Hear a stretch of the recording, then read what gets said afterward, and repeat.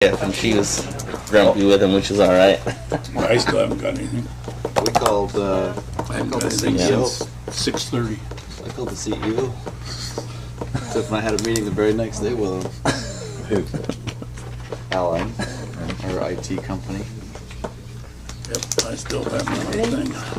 You ready? Call the meeting to order. Tiffany, please take the roll. Councilwoman Garvey. Present. Councilman Brennan. Present. Councilman McCain. Present. Councilman Stokes. Present. Mayor Sykes. Present. Let the record reflect that we do have a quorum for Monday, July 25, 2022 at 6 p.m. Any conflict? Nope. All right. Well, I'm sorry. Usually, okay. Mr. Mayor, Councilman Brennan. sorry. I did receive an email from Misty Pierce about the car wash that she's concerned with. Okay. Any other council members? Nope. Okay. Consent agenda. Are we missing something on here? Department head. Department heads. That's what I was like. There's something missing here. Hey, Shasta, you want to lead the team off? Sure. So we've got bilingual story time and regular story time on Tuesdays, 7:30 and 11. Always music and movement on Wednesdays and Fridays, 10:15 and 11:15. Our next computer class is this Thursday. They're going to be learning digital marketing. Anyone is welcome to attend. This Thursday from 7 to 9 is our interactive movie night. We'll be showing Labyrinth. And an interactive movie is where you watch the movie, follow the script, and you're given a bag of props, and you're given a list of cues to interact as the movie plays. We've had many people come to these every month, or every other month, and we have a really fun time. So that's on Thursday. Every Friday is reading group. Saturday is chess club. Next week, Wednesday, we have our family history group. Adults and teens are welcome to that, 5:30 to 7. We've got library board meeting next Thursday at 5. Next Saturday, the Idaho Chess Association will be running a chess tournament in the Commons area from 10 till 5. There are first place, second place, and third place prizes. Make sure to register if you're interested. And then the Libraries Teen Advisory Board will be meeting up again in August. And we will actually be merging as the Mayor's Youth Council Advisory. And so this gives the teens a focus to learn leadership development, government affairs, and community service. And so I will be asking if city council representatives will come in once in a while just to give the youth kind of an idea of what the roles and responsibilities of the city council are. Anybody else want to go right after that? How about you, Don? I don't have anything tonight. All right. LT? Two things for us for the backgrounds for two hires to the animal shelter applications. And we'll be doing a promotional ceremony on Thursday at 4 p.m. in our training room for two new sergeants, a new corporal, and a new officer. How's that? Okay. Chief? Mayor and Council, nothing a whole lot. We're working on migration for our pre-fire plans with the new system we have, so we're looking forward to seeing what that identifies. But the end game on that thing is just going to be more user-friendly and catch us, make sure that we're caught up on our pre-fire plans in the future. The other thing that we have going is I expect to hear from the interview committee this upcoming business meeting, first Thursday of August. Anticipate them pushing up no less than 2 people to move forward and getting a couple firefighters going. So that's really all I have. Fantastic. Hank? Nothing new or exciting. Mark? This Thursday, Betsy and I will be engaging our local businesses for a little presentation called Growth in Mountain Home and what it means for your business. We have some great information that we received from the BVET presentation. I know a lot of you were unable to be there. Now's the opportunity to be there again and receive some of the same information. We're going to be relaying a lot of the new population numbers that we got from BVEP and a lot of the trends that they're seeing to local businesses. while also reaching out to them and asking them about their biggest concerns and how we can help potentially alleviate any future obstacles. Mr. Mayor? Fantastic, go ahead. Mr. Cherry, where is that and what time are you It doing is that? going to be at the Pioneer Community Building Okay. at 6 p.m. Cool. on Thursday. Thanks. Rich? Mayor, Council, I gave you kind of some stats on June water and wastewater information. Also kind of construction data, just that, from this time last year, but down about 29 single-family homes, just from building permits coming in. I did give you an updated EDU chart. The well's coming really pretty good. They were 817 feet today with a 20-inch hole. So they're pretty much at the bottom. That was what they were trying to get to. They're there. So they were still hitting some pretty good gravel, and not gravel, but hitting the rock and stuff. So they haven't hit any clay yet. So they're going to go a little bit deeper because the water was pretty, to be able to get more water. So things are good that way. They're planning on probably getting a pump test the second week of August. So we'll know where we are with that. And there's a couple things streetwise. This El Rancho parking lot had a light taken down by a truck or something. I don't know what it was. You might know. I don't know what it was. Yeah, you do. And same thing with there. It's American Legion in Maine. We had just, I think the day before, actually that was Friday. So that night, so Thursday, they had just put up the new sign you were asking about, and got everything turned and for the pedestrian sign, and then somebody took it out the next day, and the big ITD informational sign. So they'll get those back up, and we're just waiting on. So we had a little bit of interest on some of the bids, not a whole bunch yet for the Jackson Street. So just waiting for those to come in. So. Tiff? Mayor, Hillside. Paula? Okay, Council, anything? Mayor? Councilman Brennan? For Lieutenant Thompson, question, did you mention something about, was it a training for newly promoted people and a new officer? It's not a training, it's swearing. The swearing in and the promotional ceremony? Yes. Can you remind me that time again? 4 p.m. on Thursday afternoon. Okay, thank you very much. Council members, anything else? Hearing none, we'll run down the consent agenda. Anything that you want to talk about, pull, any questions on, and then Tiff highlighted T for me. Did you want to keep that on there, Rich, or you think you... Mayor, Council, yeah, I would like to keep it on there just so we can go out to bid. We might not, all the paperwork might not be ready to go in on this Wednesday, but it might just be next Wednesday, but we'd still like to put it in. Okay. Council members, do you have any? Mr. Mayor? Councilman Stokes? Item D, the City Hall's request to proceed with the TPO product roof on City Hall. We're going with the lower bid, I'm assuming, on that, correct? Yep, you have to. Okay, and then I had a question on item K. That was the city code, mobile food concessions. And I saw later in that document, I believe Brock took out the L/OR the Councilman McCain wanted. Was that correct? Answered my Cool. question, okay. Cool. And then I just wanted to pull item R.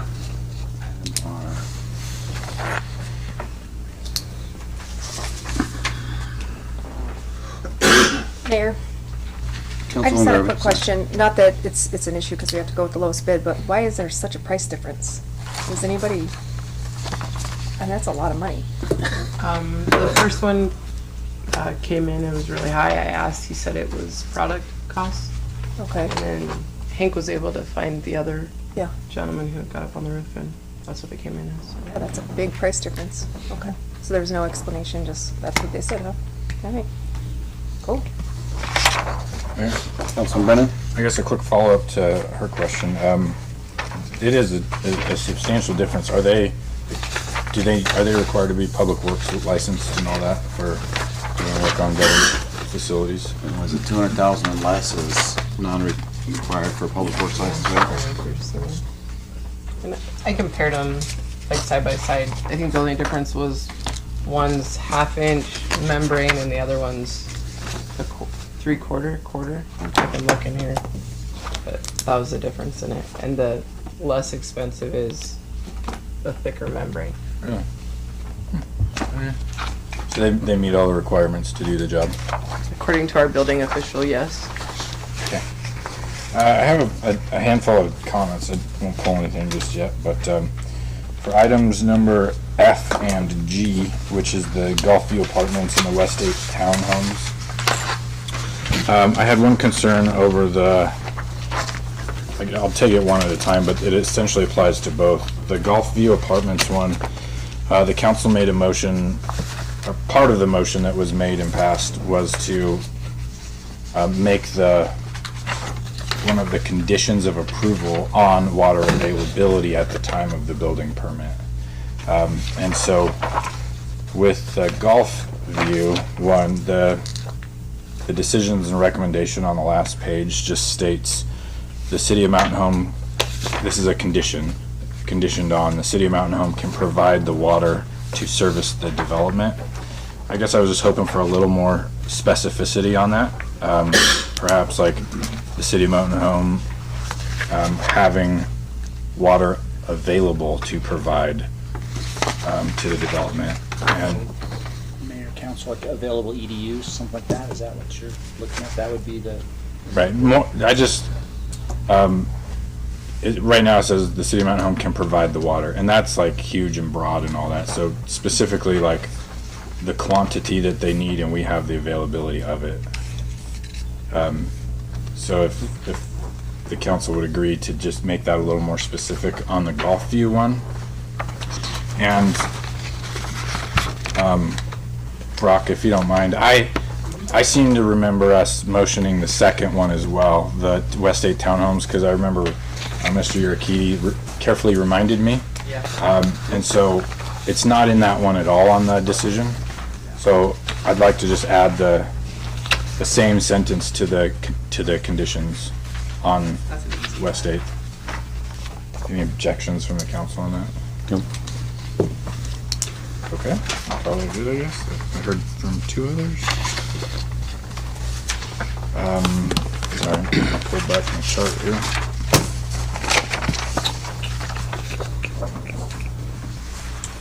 On item J, when it talks about the mobile food concession yard, I was confused in the language on there because it says hard surface pavement or asphalt.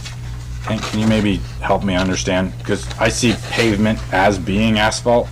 Does it also include, is a hard surface the compact like road mix that residential units can get away with? Sorry, I missed On the mobile food concession yards, conditional use permit authorizations? So, yeah, we've been allowed to do the improved parking surface. I mean, not making them do asphalt and concrete that's far, like a guy behind the rocks and gentleman over in the corner. We haven't been requiring them to completely pave it or concrete it. I think we're in two different ballparks here. Yeah, definitely. So this is a brand new section, right, Brock? It does say that the overall requirement is for a hard surface pavement or asphalt. Okay. So is pavement asphalt? Is it the same thing?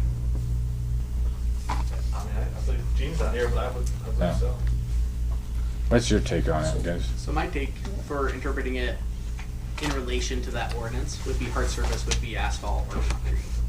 That's what I thought of, but it doesn't read that way. So is it your recommendation to say asphalt or concrete? Totally. That's something that we can do. That's okay fine, with yeah. Because we do.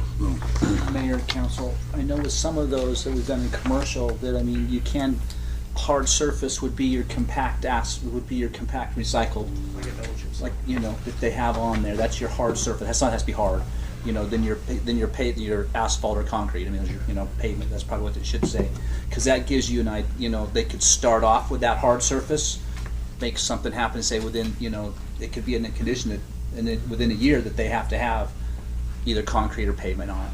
So, just to get them started. We've done that with a lot of different businesses before, and that might be, you know, hard surface, which is your compact, something's compacted that's gonna be hard, you know, you can drive on and if they turn, it's not gonna ruin it. Road mix. Like a road, like a Crushed asphalt.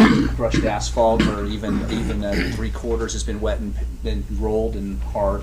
So concrete or asphalt, I think those are probably the wording that you should have with that. And then that gives you an option that, hey, this is what, somebody might want to come in and say, hey, I just want to go ahead and asphalt it right away. But somebody might say, hey, can I have a year to asphalt that? And we have done that in the past, so. I do remember us having it in there that says you have to have it paved within 1 year. But then it seems like every time they put it in there, and you can come back to P&Z and request a waiver of that within the year.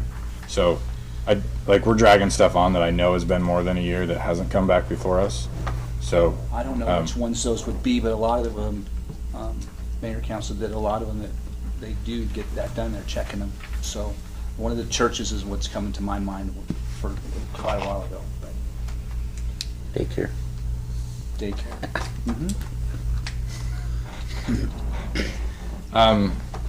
I guess I don't really want a authorized road mix, a compacted road mix, right? We need to have pavement or concrete. And I'm perfectly fine with that. If you want to put that in there, I'm good. So I'm just saying those are some options you have, but pavement, concrete's great. That's what I prefer if you guys are okay with I'm just okay with that. pavement or concrete.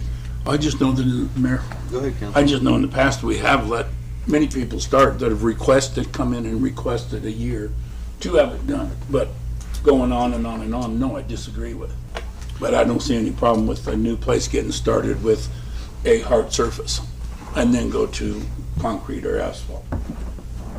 But I don't see going on and on and on with it, no.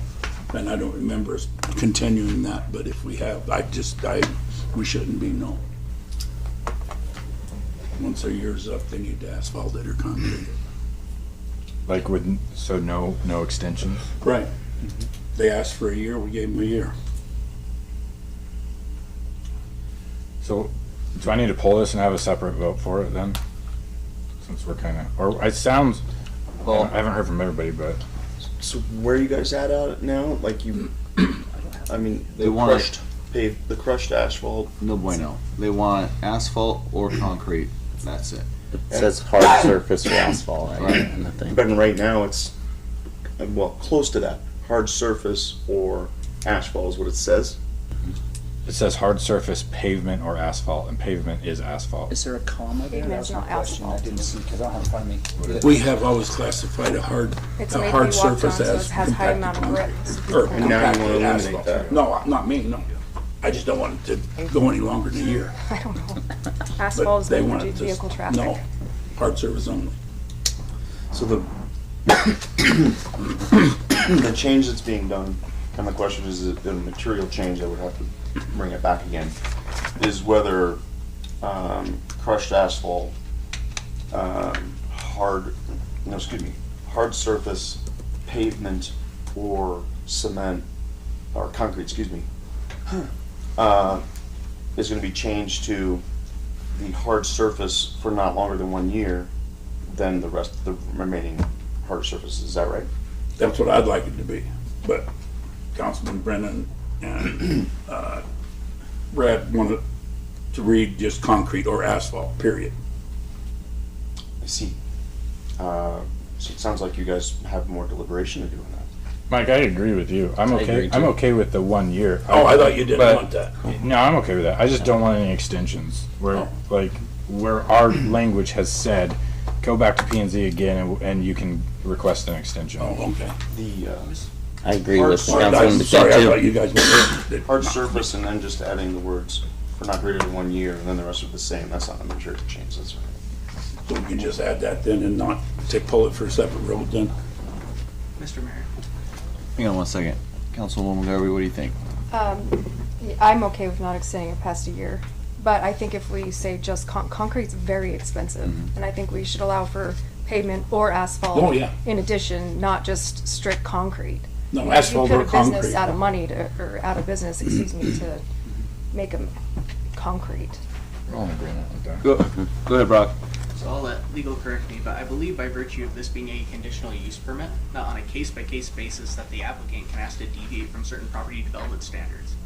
And then on a case-by-case basis, this body can choose to grant that year extension or not without it being explicitly written within the ordinance. Sort of. So that's more PUD. A conditional use permit, you can't modify the terms of on a particular application that are in direct conflict with what your CUP ordinance says. So if it says you may not have, crushed asphalt, and then you say, by the way, I'd like to have crushed asphalt, with the caveat of not greater than 1 year, your CUP couldn't be in direct conflict with your ordinance.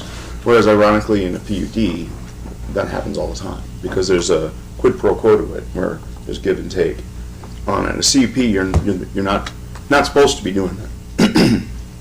So, council members, let me kind of, so you want asphalt, concrete, and a 1 year only Of a hard surface. of a hard surface? Yeah.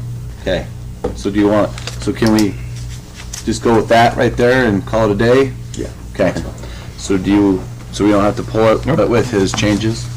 No, that when you do the hereby move to approve the consent agenda with the following, and then the ones that were pulled, and you resolve whatever that is, and then when you get to this number, you just say that. Okay. And you could just say what we discussed earlier. Perfect. Okay. Not clear. Mayor, the only other thing I had was the airport it's land lease only, Tiffany, is that right? It's not the building. That's correct. And a 20-year lease that's our typical number? Yeah, Mayor and Council, Mr. Pike's airport hangar actually was approved back in December, but he had to change some setbacks and dimensions on his hangar, so that's why it went from an 80 by 60, I believe, to 90 by 60 hangar. So that's why I had to come back to you guys. Okay, I'm fine with that. Mayor, Councilman Garvey? I had a quick question on these leases. Do we not require insurance on the airport hangars? No, we collect insurance on them. Okay, because there's nothing in the lease about it. That's the only reason, that's why I was asking. Oh, yeah. Yeah, we there's do. nothing in the They lease provide. that says insurance they need services. insurance, so maybe we just add that. Okay, Yeah. we can have it. Well, unfortunately, I was the fortunate clerk to renew all of these just recently. So you caught the lucky one. So you might add that. Back in 1974, they didn't do that. 74, It's an irony that the airport leases before there was such a thing as an airplane. right, yes. These are so old. Maybe just clarification, one other question on the lease. Item 20, and that might be for legal here, termination of agreement by city. The city may terminate this lease agreement upon 1 year's prior written notice to lessee. What does that mean? It just means that when you have these leases that lasts forever, you want, that's your poison pill clause. That, So you can provide cancel it notice. within 1 year? With 1 year's notice, is how I heard you say that. Okay, all right, I just need a clarification on that. Okay. Or is it with, I didn't catch it all. Is it with 1 year from the termination, or at the end of that term? Yeah, so because they pay them annually, so they would have paid their dues for the year, so we'd have to notify at that point. 1 1 year later Yeah. before, okay. Yeah, that's what Yep. it is. All right, council members, I've got one pull of R, and then what was that? J, we have some changes. Do you have any other things you want to pull or talk about? If not, Mr. Mayor, I'll make a motion all right. to pass the consent agenda with edits to item K through interlineation and pulling item R. Second. Can you drag it out to do the pirate thing? R, sure. You forgot about F and G. Mr. Mayor, I'd like to also amend my motion to include items F and G, including comments and edits from Councilman Brennan about availability of water at the time of building. Second. It's been motioned and second. Any further discussion? Hearing none, I'll call for the question. Councilwoman Garvey? Aye. Councilman Brennan? Aye. Councilman King? Aye. Councilman Stokes? Aye. All right, run down to items removed from the consent agenda. R. Brad? Or sorry, Councilman Stokes. Mr. Mayor, boy, this was the tough development for me. I always thought it was a leapfrog development. I always thought it was shoestring development. I could never vote in favor of such. I didn't think it was smart growth for the city. It's me personally. The contingency across 5 lanes of Airbase Road was just something I did not like. So I just wanted to pull that for discussion and maybe a vote. And then I also want to know if there was any legal ramifications for saying no to a final plat. Yeah. Yeah, so lots of legal ramifications. Lots of ramifications. So once the preliminary plat is approved by the letter of the law, when you're quote-unquote permitted to be able to break ground, the final plat, well, I won't go and say it's truly ministerial, but that's the word that's utilized, at least in the legal opinions, judicial opinions that come down, that at that point the discretion of the council is no longer there. So long as they've complied and checked the boxes that are required to receive final plat, which is various really just certifications under Title 50, Chapter 3. As long as they've complied with them all, then it's just you're checking boxes, and hence the word ministerial. So it's not a time to debate what is in all respects an approved preliminary plat. And so final plat, there could be, once in a while there's argument about whether the engineer's report is accurate, because whatever happened to the engineer or something like that from the applicant, but I don't perceive that being here. Councilman Brennan. Does that also include conditions? Yes. No additional Yeah, conditions you at that can't, point? there's no more bites at the apple on that. Again, the only time it would come up is if it's a condition to receive final plat, and they haven't done it. And, that happens sometimes, when the economy goes, and they didn't provide open space, or whatever it is, and then now they're wanting to get final plat. They don't get final plat, and then that's when the word ministerial actually, it isn't. But no, you can't add conditions at that time. And the term is breaking ground. When the developer is authorized to rely upon this approval and then start moving dirt and starting to do the process of creating this subdivision or whatever it is. All right, now, Councilman McCain. Since I'm the only council member that was voting for this to begin with, that's left on the board, I'm going to recommend we approve the approval of Runaway Estate subdivision final plat.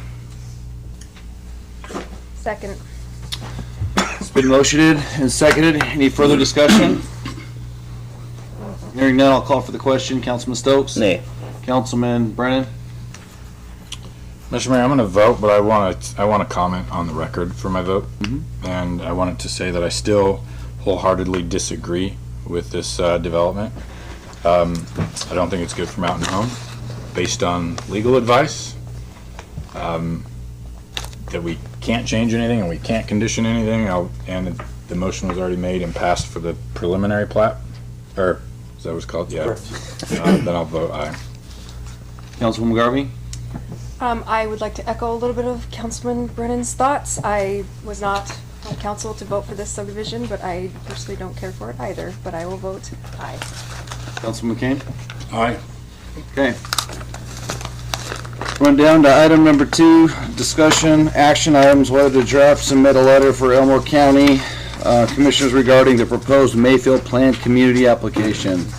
So Brock and I have already we came up with one. It wasn't spicy enough for my taste, for me, and I don't know if you guys wanted to do your own, so that's why I never really asked, but I have no problem if you want to jump on the letter as well. I didn't know if you wanted Brock to draft one up, so that's where we're at. Mr. Mayor? Councilor Stokes. I was curious, what was your letter? Was your letter in support of or against this Against development? Okay, so I would echo that. I'm against this development because of water reasons, aquifer reasons, the Mountain Home economy, building a huge city right on the county line screws over all the other county entities. Correct. And I think anyone that lives here is going to do all their shopping and economy in Boise. Correct. I'm not for it at all. Right, it's urban sprawl. And what it does, it'll it'll be really hard for school districts, sheriff's department, rescue, what's the other one? Ambulance services. I think if you're gonna build something that monstrous, it needs to stand on its own. And so Brock's been helping me draft something, in that kind of politically correct. But that's where I sit, and that's just my opinion, and I agree with Councilman Stokes on it. Mayor, Councilman McCain. I'll agree with both of you. I don't care if it's politically correct or not. I disagree with it. Okay. Councilman Brennan. Same here. I'd like to sign a document, send it over to the commissioners as a body, as a city, and all of say, us. we are against this for all the various reasons that you real smart guys can come up with. Okay. Go ahead. I also just wanted to give a shout out. So Mitra has been really good to work with, and she's been forthright and extremely transparent. I have the full application that I've been going through. If any of you do have questions about that particular development, you can ask me, but Mitra also wanted me to make sure that you guys feel welcome to go visit her as well to discuss things. She is the expert on it. I read her staff report. It's really well. There are some things that I disagree with, but she knows that's part of the process, and both me and her are committed to making sure that the best information is available. Go ahead, Sorry. Councilman. I spoke to Brock earlier too, and you have some very good, I'll call it ammo, out of the county's comprehensive plan, which shows that it's not in alignment. And I maybe on some tiers of it. But also, I want to point out that their public hearing that they're hosting this on is at like 2 p.m. when the general public's all at work. And I think that's a poor decision. And it limits people's availability to get there. And I'd like to address that in the letter if everyone was so willing to. Absolutely. All the public hearings have been out at at a weird time, like at 1 or. Yep. Councilwoman Garvey, you want to be on the said letter, or you? Nope, yep, and then. Okay. I just also would like to, this is not the only thing that's going on out there, though. I mean, there's a lot going on out there, so I think this is just the beginning. Yep. So another large one just got approved just a couple nights ago. P&Z. Yeah, at the county, yep. So we'll draft it up, we'll send it to you for final, blessing, and we'll send it off. Yeah. Okay. Let's go down to, I guess, there's the action, I will just go forward. We don't need to vote on it, right? Okay. Let's run down to item number 3, pass resolution 16-2022R, establishing an equivalent dwelling unit EDU table. Council members.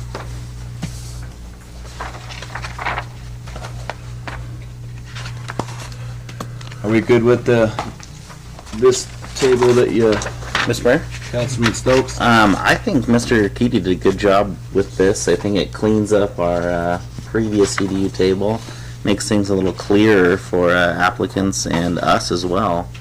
So I'd like to thank you. Okay. I'm good with it. Okay. Mayor, I'm good with it. Brennan? I did have a comment. I'm trying to find that document in this packet of mine here. Let's see, this one is the airport. You need 16. A little over halfway down. Going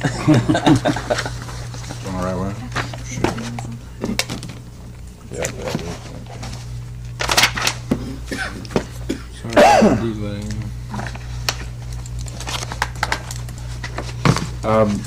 Thank you for the time here. Mr. Yurikiti, the car wash, which is obviously coming before us here soon, a giant car wash. It only has one bay, but it's automatic and can probably push 40 cars an hour. I don't know. That's only going to be 2 EDUs. Is that right? It would they would have, they're using recycled water, so it'd be 1.5, I mean, it'd be 1.5. Oh, okay. Sorry, 1.5 for a, But then, Go ahead. Mayor, Council, they are, so it is 1.5, but they are paying, you know, the more water they use, they are paying for it because it's still going to be on their overage. the higher tier, whatever.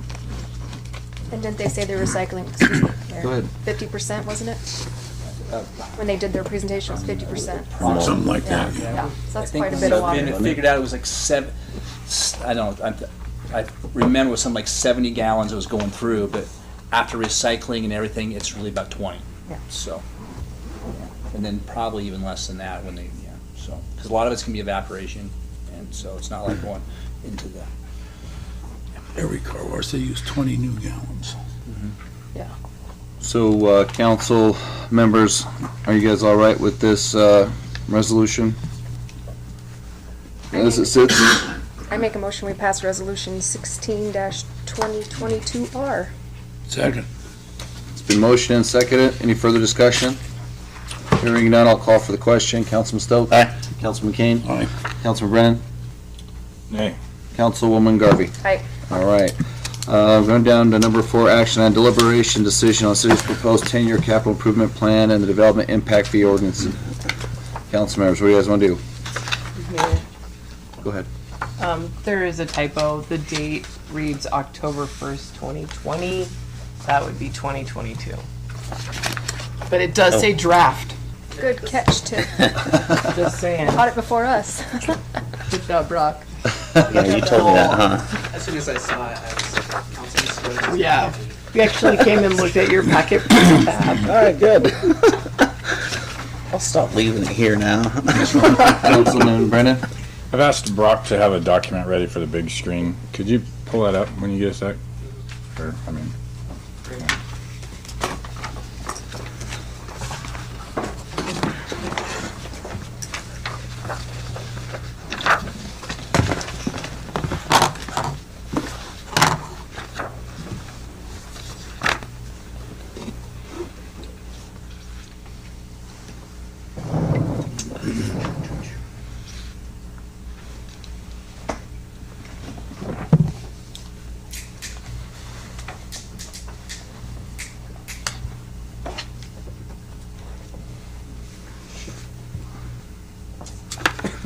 all right.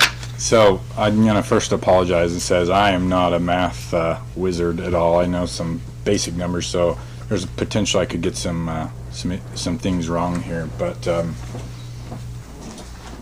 this is the math that the company came up with to get to our compounded annual growth rate of 4.1%. And I just want to go basically from the top down for the Mountain Home city lines. It talks about total housing units in year 2021 was 5,570. Although small, after talking with Mr. Yerkey right before the meeting started, I redid my math, but we're sitting at 5,353 for total housing units. And for an average annual new units, it came up with 89, citing the Elmore County Assessor's Office.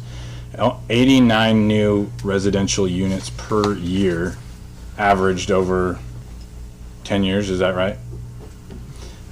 So I got this document from Building Services. It's right in front of me already. And it shows, these are not average numbers, but I'm just going to start from 2014 and work down to 2022. The numbers start at 34 new residential units, then 32, then 36, then 16, 11, 56, 65, 73, and 31. Adding all even if this counts commercial units, none of those come anywhere close to 89. So I don't know how this company came up with the average annual new units of 89. We're not anywhere close to that. And for this year, we'll call it just the first 6 months, January through June, we're only at 30 1 units, not anywhere close to 89. And the last two are probably some of our biggest building months, June and July.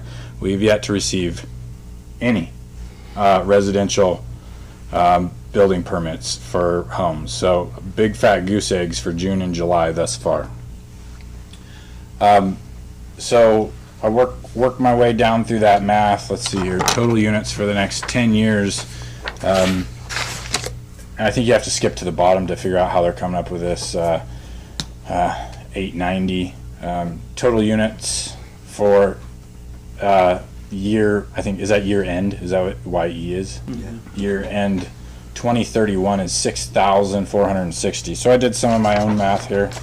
Again, anyone is welcome to check me on it. But with 53 residential units currently being served in the city of Mountain Home, if I go down to that compound annual growth rate, 4.1, at the very bottom left corner, I don't know how they got there because I can't get that math to work myself. I can get it close, but not 4.1. So if I take 53 times 0.041, that means we need to grow by 219 and a half homes every year compounded for the next 10 years. And with the people per home average that we have, with that number, we're right at 3. It's like 2.95 people per home in the city of Mountain Home. So with 200, if we're just aiming for fiscal or calendar year, I think it's calendar year 2022. We based on these numbers, we should be at 219.5 at the end of the year. We're at 31 right now. That means in the next 6 months or 5.5 months, we need to build 188.5 homes in the city of Mountain Home. So I'm just saying, like, I don't know how they came up with these numbers. They don't make any sense, and quite frankly, they're not believable to me. I am 100% pro impact fee, as long as they're accurate. We don't have any representatives from that company here, do we, tonight? No. So I think I'm probably highlighting what's going to happen in the future with me personally here, but I can't make that work. And if anybody wants to check my math, it's on. I'll chicken scratch it in front of me here. So 4.1% growth, especially with 0 growth in June and July, it's not going to happen. And I'll place a bet that it doesn't happen. So I don't know what else to say. I think that's a far-fetched dream. A dream for some, a nightmare for others, maybe, of growing that big that fast. So the impact fee numbers that they're asking us to approve, in my eyes, I'm just going to caveat that, in my eyes, are factually incorrect. Thank you for your time. All right, council members, what do you guys want to do? Mayor? Councilwoman Garvey. I agree with your numbers, because numbers don't lie. I think based on, at the time that this was started, correct me if I'm wrong, our market wasn't as volatile. And so she was going based on the approved preliminary plats that we had in place, and so that's where she got her numbers from. Do I think we're going to grow 4.1 right now? No. But if we don't grow 4.1, our impact fees are still not going to hurt us. We'll still get them. We'll just get them at a smaller pace. I don't think the growth percentage is the issue as much as not receiving impact fees. Mr. Mayor. Councilman Brennan. Agreed. We may not get as many of them because the builders may not come in the same amount. That's the thing. But if the math's not right and we don't get 4.1% and we leave our CIP the same, then with the annual or every other year adjustments, those numbers are going to change drastically. And yes, I totally agree. Those numbers were created in probably a little bit healthier of economy now. Mm-hmm. Exactly. Like, it's not the economy that it once was. So approving this now with an economy that was not when that math was done, I don't think is a wise idea. Mayor? Councilwoman Garvey. I lost my train of thought here. So I think it's important to note that we have not done anything with impact fees, correct me if I'm wrong, in 5 years. We are supposed to do something with them every year and review them. So this is us reviewing them, getting to a point, if these don't work come January 1st, then we review them again and we bring the numbers back down if we have to. But I think the plan in place is there, and if we have to adjust them, then we do. But we're not getting the money anyway, so it doesn't really matter what we charge. Because we're not growing, we don't have housing being built right this second, so we're not getting the impact fees anyway. Mr. Mayor? Councilman Stokes. I think there's a lot going on in the economy. We got inflation at 9%. This growth rate is obviously incorrect. I understand Councilwoman Garvey's point of view, Councilman Brennan's point of view. I also understand with inflation, labor costs, labor shortages, construction costs, local builders might be hesitant by putting all these fees. It's a lot to think about and consider. I'm probably the only one up here that has been somewhat against this a little bit. And I wasn't totally against it. I just wanted it phased in over time so that some of our local builders could ease into this. Just some of my thoughts. And I do think Councilman Brennan brings up a very strong point about the growth rate. And I was wondering if Mr. Cherry knows anything about where that company grabbed that 4.1, or if you could elaborate a little bit on that. So what that was based upon was all of the development that we have passed, but also proposed development that we had not received official applications for, but we were anticipating. I can say that we actually received the majority of those applications.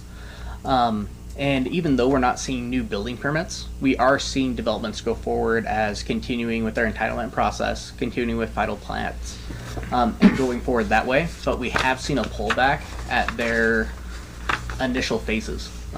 If you remember, and this is a good example, Runway Estates, if you look at that final plat. You want to bring up that one? only for the sake of example. Was initially they said, we're going to build the whole thing at once. They came in with their first final plat with like 14 dwelling units.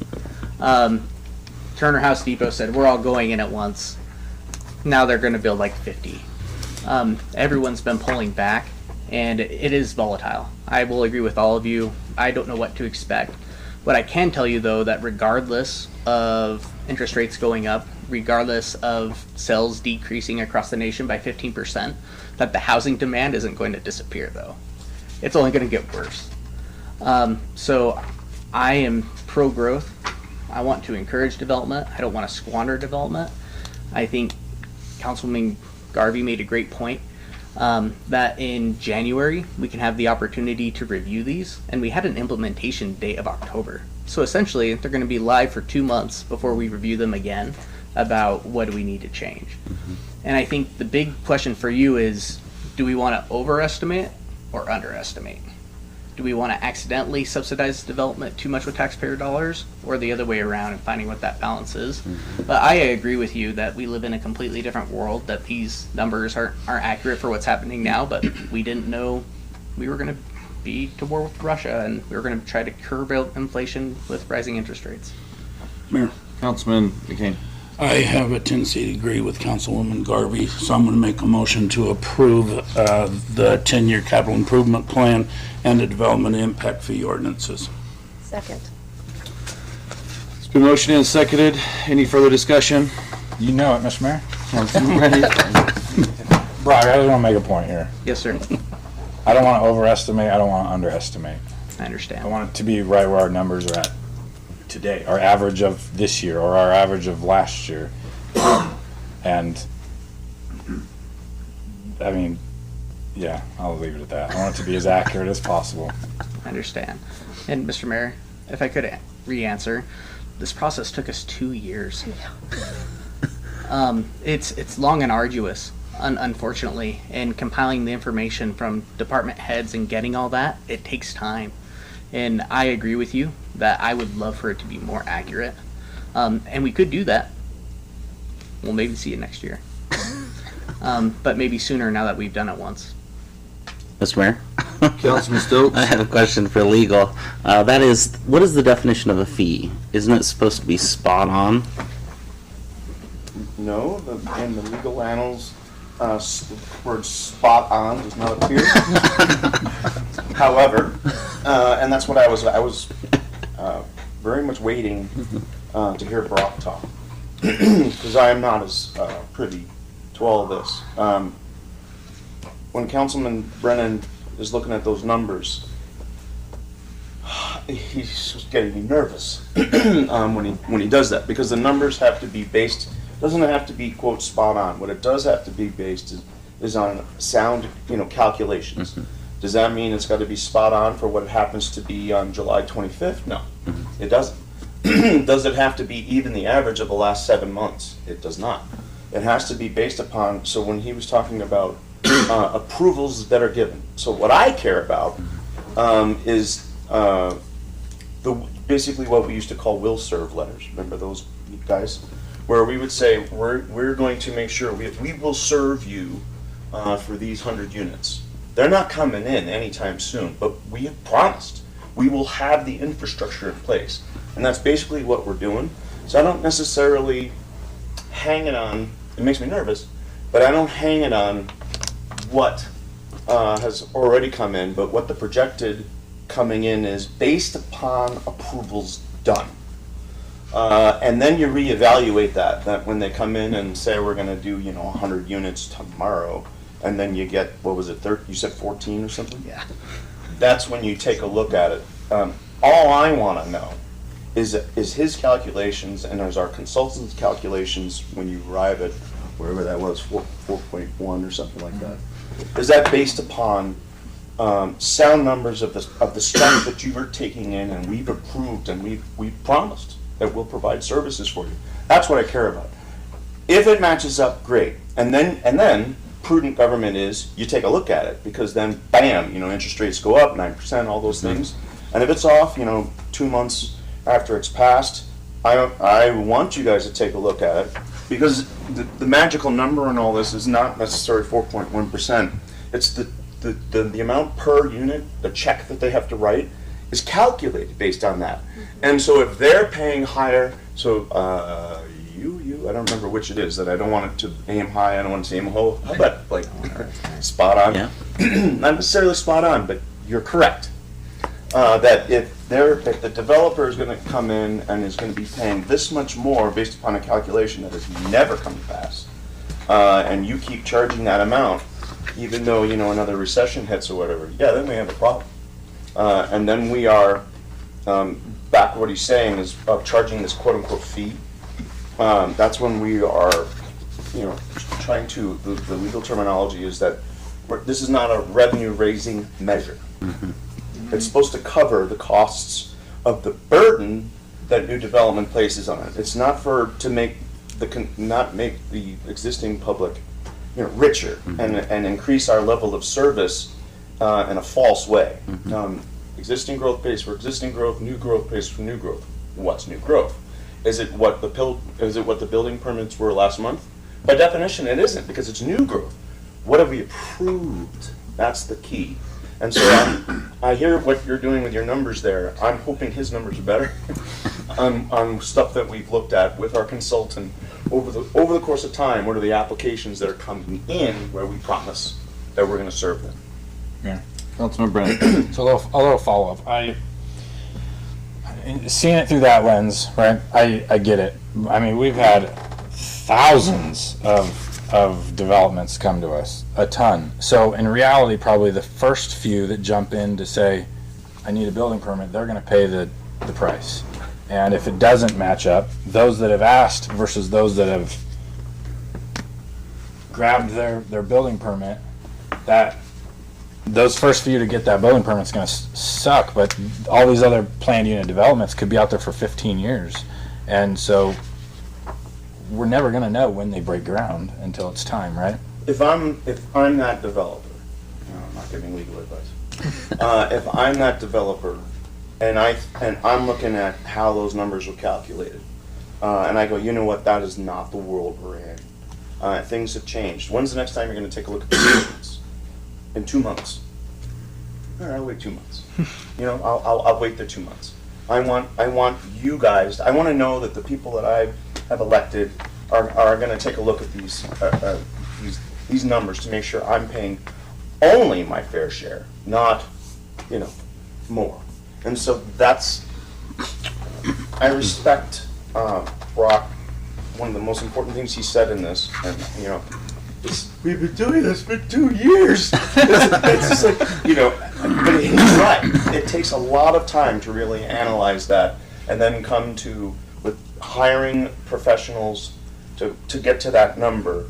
You know, we'll look at it again and see have the assumptions that we're making about the future, have those changed, and that can't be just what did we sell last month. It can't be just that. It has to truly be a forward-looking projection on what do we think is going to happen. And spot on? No. I mean, anyway, that, I mean, what is it up to, like 800 million now for the, like, I'd like to be spot on, but you know, you do the best you can and you try to pick, you use the data that you got, you know? Thank you. All right, council, we have a motion and a second. Any further discussion? Hearing none, I'll call for the question. Councilman Garvey. Aye. Councilman McCain. Aye. Councilman Stokes. Based on, we'll look at this in January, I'm gonna vote nay. Councilman Brennan. Nay. Mayor votes aye. Action item number 5, deliberation decision on the draft compression brake ordinance. Council members, what do you guys want with the compression brake ordinance? Mr. Mayor? Councilman Stokes. Mayor, this was brought on by a citizen that was concerned. I've read the ordinance. I like it. The only edit that I would have was, it says, this section is not intended to prohibit the passage of vehicles equipped with engine compression brakes, but rather to limit the use of such equipment to emergency situations. I just want only in there, right after there. But it's a good ordinance, I think. A lot of small towns across Idaho have something like this. That's my take on it. Okay. Council members, any other discussion? All right. What do you guys want to do? Make a motion that we pass the compression brake ordinance. There's a motion. Do I hear a second? Second. What? Second. Mr. Mayor? You're done. Oh, I got a motion and a second. Hang on a second. There's a motion and a second. Any further discussion? Mr. Councilman Mayor. Stokes. Yeah, I was just wondering if Councilwoman Garvey would put my edit of only. I apologize. I make a motion to approve the compression brake ordinance adding only after emergency situations. I'll change mine to the same. Got a motion and a second. Any further discussion? Hearing none, I'll call for the question. Councilman Brennan. Aye. Councilman McCain. Aye. Councilwoman Garvey. Aye. Councilman Stokes. Aye. Run down to action item number 6, deliberation decision on planning and zoning commission recommendation of findings of facts for a conditional use permit for a monument sign in the residential zone located at 520 East 8th North Street, requested by Jeffrey Lewis with the Idaho Public Health District number 4. Council members, what do you guys want to do? Mr. Mayor. Councilman Brennan. Is Jeff Lewis here? We do have a representative. I don't really have any questions, but I did want to say, in reading through the document, it says the sign will not be backlit. So will there be forward projecting lights on it, or it's just not lit at all? Not lit at all. Okay, I have no problem with that. Being a lot of residential area there, I wouldn't want a brightly lit sign. Any further discussion, council? All right, what do you guys want to do? Mr. Mayor? Councilman Stokes. I'll make a motion to approve the Planning and Zoning Commission's recommendation of and findings of fact for a conditional use permit for a monument sign in a residential zone located at 520 East 8th North Street, requested by Jeff Lewis with Idaho Public Health District number 4. Second. It's been motioned and seconded. Any further discussion? Hearing none, I'll call for the question. Councilman Stokes. Aye. Councilwoman Garvey. Aye. Councilman Brennan. Aye. Councilman McCain. Aye. Run down to, thank you. Run down to action item number 7, deliberation decision on planning and zoning commission for recommendation to vacate a portion of Dale subdivision. Mr. Mayor? Councilman Stokes. Can Mr. Cherry give us a quick synopsis of this? I know it's a weird little thing, right, Brock? Okay. It is different. And I kind of nerd about this because this is when two governing agencies got together and we found a really cool solution. So right now, the proposed 10th Street neighborhood project sits on a existing subdivision, a very old one, the Fruitdale subdivision. And right now, part of that subdivision is in the city and part of it is in the county. And me and my county counterparts went back and forth. How are we going to do this so it's not messy and it's clean on your end? So we did a unitary agreement to allow, the county is allowing this body to make this decision on their behalf to vacate that existing easement. So, I mean, not the existing easement, sorry, subdivision. So it's clean all around. And this will allow for the applicant to apply their new preliminary plat for the 10th Street neighborhood project. All right, council members, what do you guys want to do? Mr. Mayor, Councilman Brennan. I'd make a motion to approve Planning and Zoning Commission's recommendation to vacate a portion of Fruitdale subdivision. Second? Second. The motion is seconded. Any further discussion? Mayor, I have a quick question. Go ahead. I just want to make sure I understand this correctly. And I could have asked you this afterwards, but real quick. So when the county is allowing us to vacate it, does that mean Fruitdale is now going to be annexed into the city? The entire thing? No, it's not going No. to be annexed into the city. Okay. We are vacating the underlying subdivision, which is both in the city and the county. Okay, okay. So it's not impacting. No. Do they intend to annex the whole thing in with the application? To annex the whole thing, no. Not at this time. All right. There's been a motion and a second. Any further discussion? Hearing none, I'll call for the question. Councilman McCain? Aye. Councilman Stokes? Aye. Councilman Brennan? Aye. Councilwoman Garvey? Aye. Run down to action item number 8, decision on Planning and Zoning Commission recommendation for finding of facts of 10th Street neighborhood preliminary plat. Mr. Mayor? Councilman Brennan. The first thing I'd like to address is basically staying on par with what we've already done so far and putting a condition of water availability at the time of the building permit.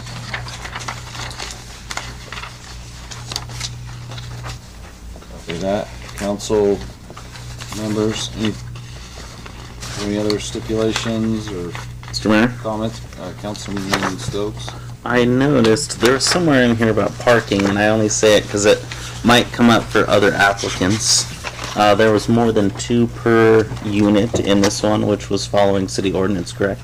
Correct. Okay.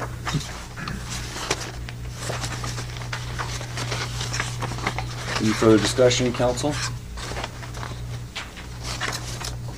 Mr. Mayor? Councilman Brennan? Make a motion to approve Planning and Zoning Commission's recommendation of findings of facts for 10th Street neighborhood preliminary plat, adding one condition of water availability at time of building permit. Second. It's been motioned and seconded. Any further discussion? Hearing none, I'll call for the question. Councilman Brennan? Aye. Councilman Stokes? Aye. Councilwoman Garvey? Aye. Councilman McCain? Aye. Run down to action item number 9, deliberation decision on Planning and Zoning Commission's recommendations of findings of facts to rezone a portion of 830 North 2nd East C3 to Freedom Estates R4 PUD. Mr. Mayor? Councilman Stokes. Can Mr. Cherry give us a brief synopsis, and then maybe if the applicant is present, we can ask them questions? Yes, sir. So the brief synopsis is that this application initially came before Planning and Zoning, and there was significant public turnout that I believe the applicant can speak to you best of. I know that there's been some modifications to the plan of what was... Basically, there are key differences between what was initially presented to Planning and Zoning and also to this body. But you have a multifamily project. This is where the old bowling alley is. They are proposing a infill type multifamily development, and I don't want to give away the plot. So with that, I will allow the applicant to come up, and they prepared a presentation that they will be showing you.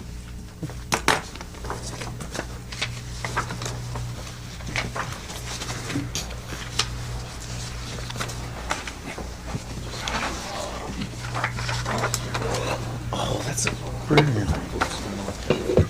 Do you have 4 of them? Or 5 of them?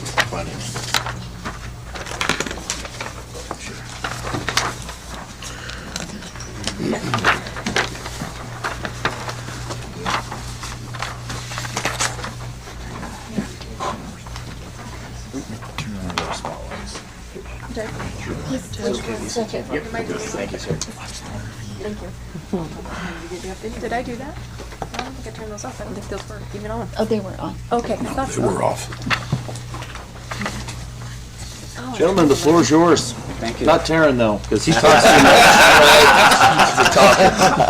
That's who we pay. Is this common knowledge now? Come on, go ahead, Taryn. I'll give you a hard time. Mr. Mayor. You know I love you. I know, back at you. The esteemed members of the City Council and members of the staff, so we appreciate the opportunity to speak with you. And I can be long-winded, so I will be terse.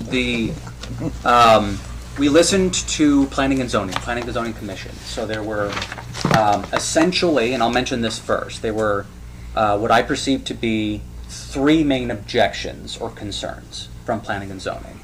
Number 1 was the height of the buildings, or height of the building. One was 3-story. The other one is the access to the site. So it is a little bit of a wonky site layout in and around all the properties surrounding it. And the last one was a parking ratio. We were originally asking for a 1.5 per unit parking ratio. So we put our heads together, and I think we came up with a solution where we now address all of those concerns. So, without further ado. Okay, so we know where it is in Mountain Home, located in Mountain Home. So it's the old Freedom Lanes bowling alley. You've seen these from me time and time again. I'll probably keep putting them on there. But in essence, we have problems with housing. Boise, our nearest market, is the least affordable city in all of the United States, and less affordable than San Francisco or New York. We did reach out to many, if not all, of our neighbors. And so those that we could get a hold of, we worked with the HOA from Trail Dust. We worked with 3 of our closest neighbors. The green indicates that they now support and offered letters of support this development. And obviously this is the site. Even Mr. Gorman, so we've had a number of very good conversations with him. He is pretty friendly, so he was concerned about dust and things during construction, and I told him that, if we're allowed to move forward, that we'll definitely meet or address that concern. And the sort of, I'm not even sure what color you would call that, cyan color, means that we have reached out. Let me see if I can get it here.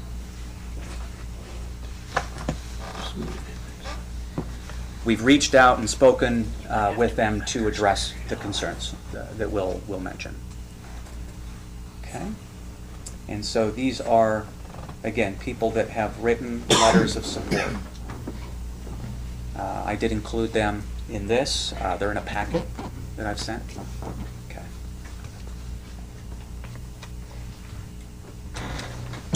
All right, so I included this one. This was the original proposal, and shows that we meet all the criteria, even with 28 units, we meet the criteria for the existing infrastructure, so water and sewer. However, the layout has changed. Oh, come on. It's just this. Should be okay.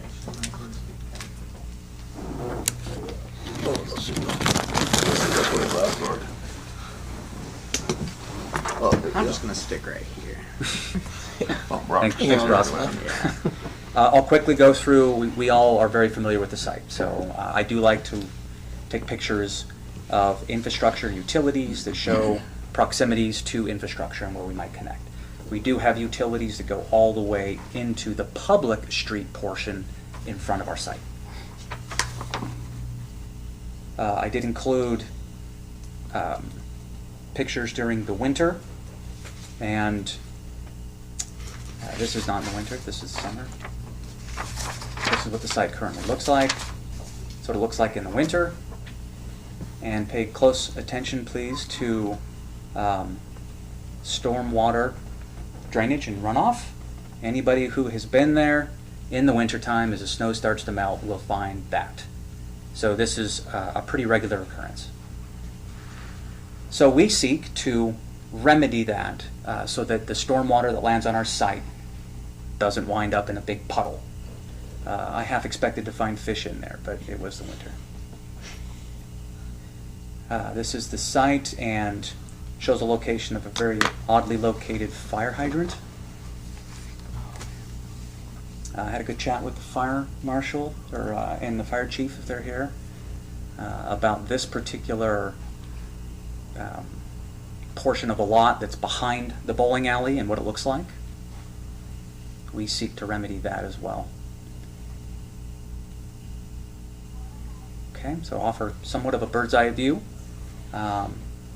This being Second, I always get the address. This is North 2nd East. And this we have named Deergrass, or would like to name. This main street going this way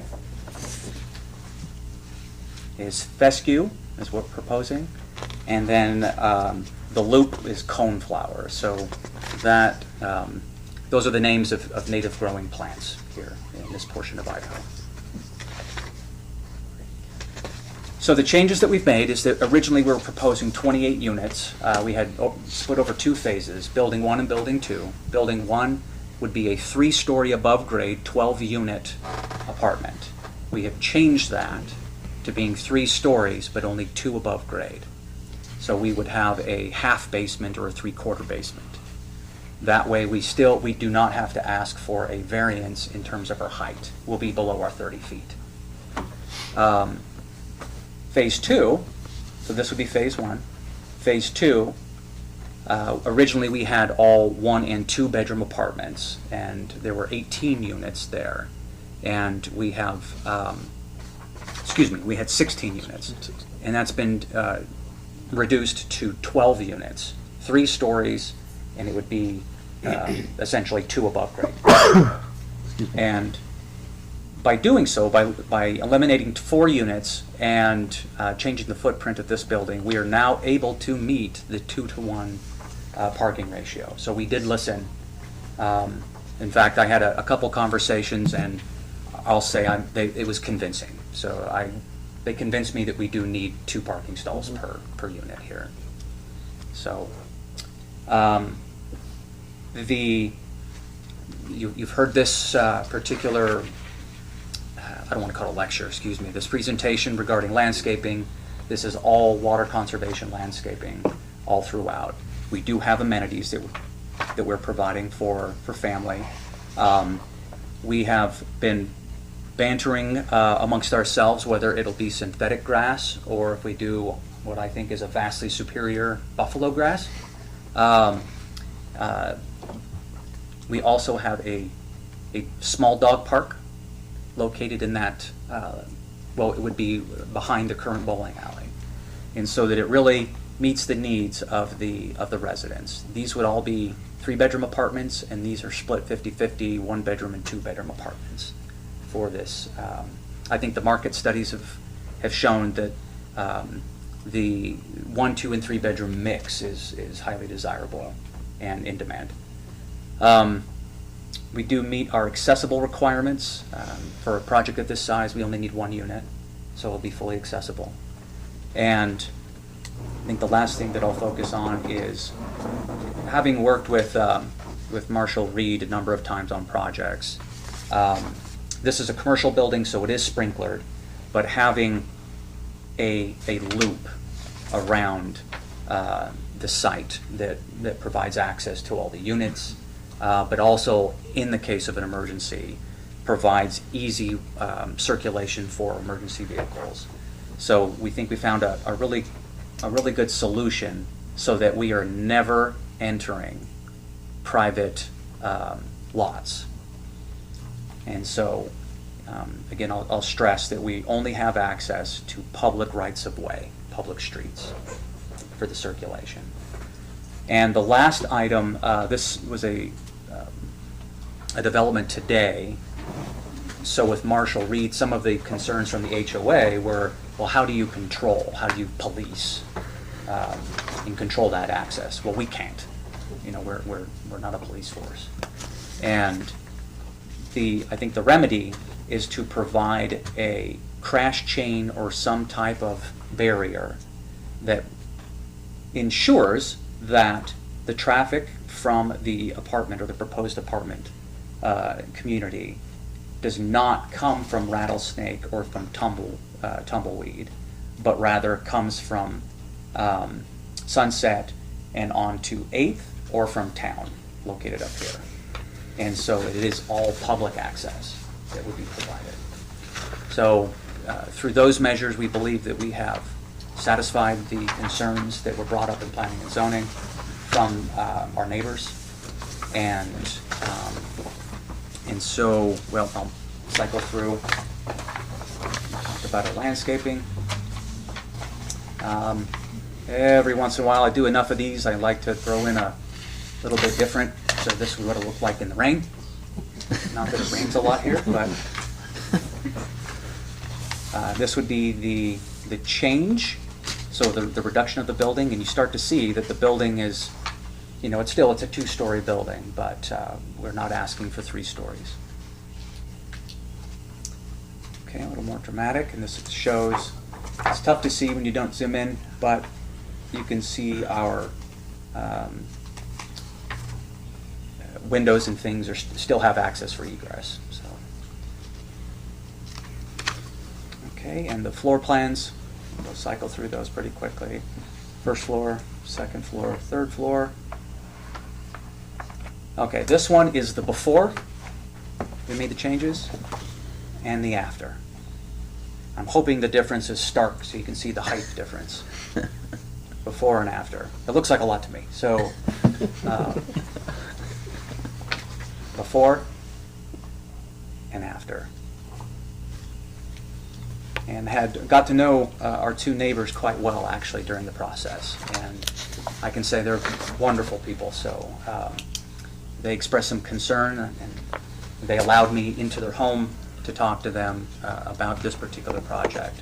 Allowed us to work with them to address their concerns so that they do support the proposal. Okay. Council members, you got any questions for Taryn? Mr. Mayor? Councilman Stokes? Taryn, I was just gonna hit you on the 1.5 spaces per unit, but now that you're at 2 and you're under the height restriction, you might have thought too much in detail, but that's a good thing in this case. I do love the xeriscaping too aspect of it, and that you have some green areas for the residents. That's important because there's not really a park close to that area, so. Right. We have a Gear A, but yeah. it's a few blocks away. Yeah, so good job.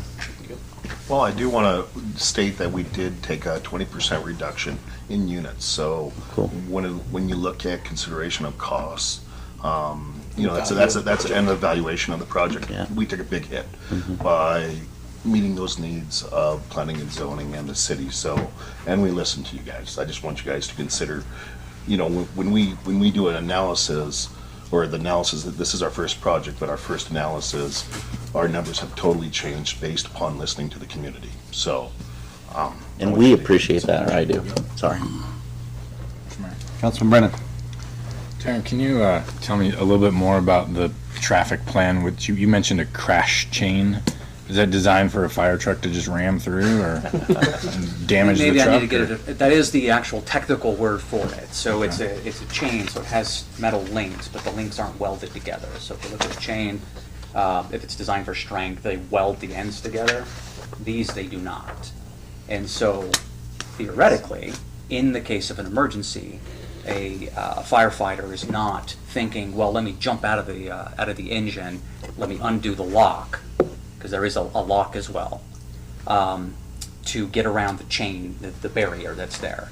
And so that allows for a fire engine or an emergency vehicle to, obviously they'll slow down, they're not going to just ram into it, but to push their way through without causing damage. I'm kind of looking at legal. Without causing a lot of damage? Without causing a lot of damage to the engine.